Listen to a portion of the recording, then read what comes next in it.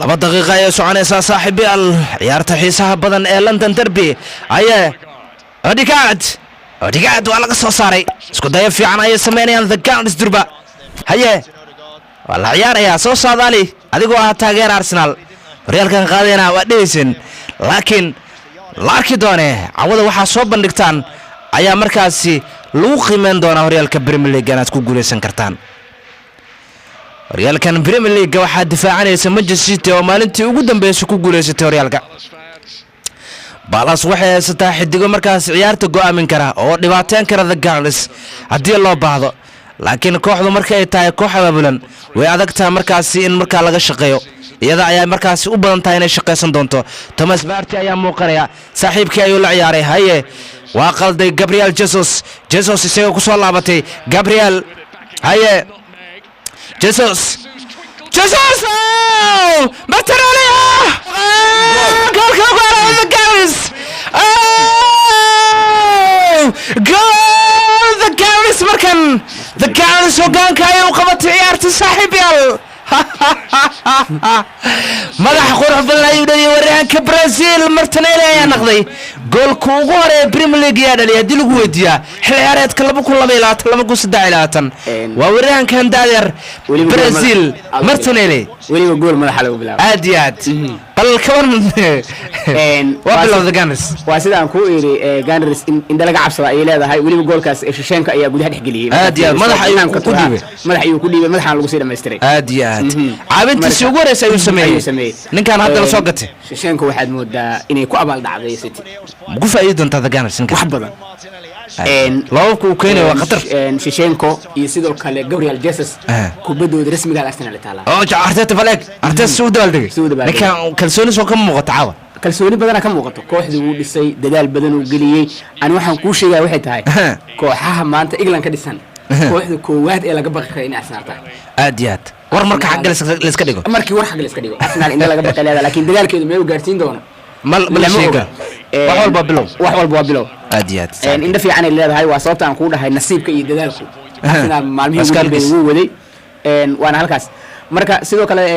habeen dambe kulamada jiri doona ilaa bari waxaad moodaa kooxaha dhan in maaragtay kulamo xooga iska fudud ciyaarayaan Chelsea habeen dambe ciyaari doonto sidoo kale waxay ciyaari doontaa Everton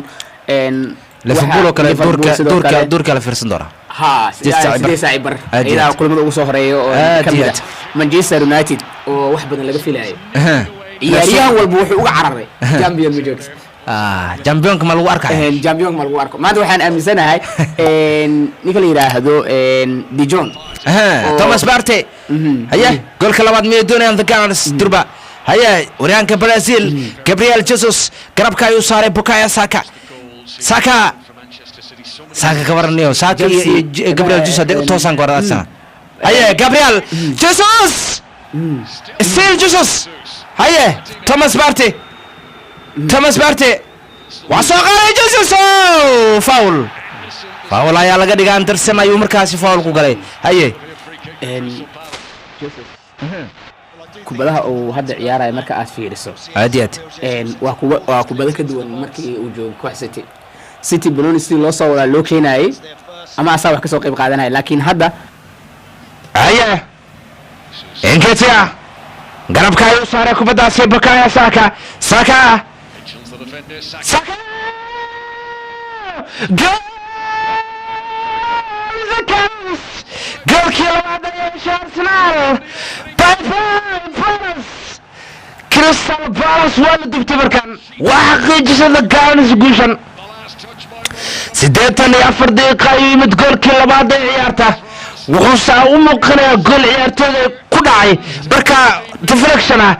laakiin waa uu ka soo shaqeeyay si walba waryahanka Ingiriiska waxa daawanaya ciyaartan Southgate hore ku sheegaba soo qaatay soo salaamsaday Dr. Beex hal mar ayuu leexsaday ciyaaraanka lambarka 6 uu ta Palace ayaa markaasi gool iska dhaliyay ayuu iska dhaliyay ninka lagu magacaabo Gucci ayuu ku leexiyay سوالبو ما لا كانسدي ما هان مد عاد مركز دونيس اما ادربتي اما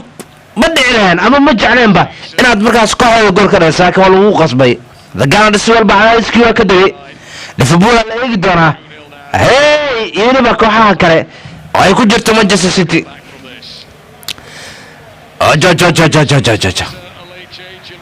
hubis ayaa soo gala markan isay xitaa waa la saaray ninka lagu magacaabo Patrick Vieira waxa uu leeyahay waan aad iyo aad waan ka sabray buu ciyaartan wixii geli karo haska garaano haye goolka afraad Nketiah waa goolka saddexaad sagor badan Saka waa laga saaray kana waa soo gabagabeyn rabiba warkooda dhan Crystal Palace warkooda dhan waa soo gabagabeyn lahaa warihankan hey Nketiah kubadan saaxiibkii uu la ciyaaray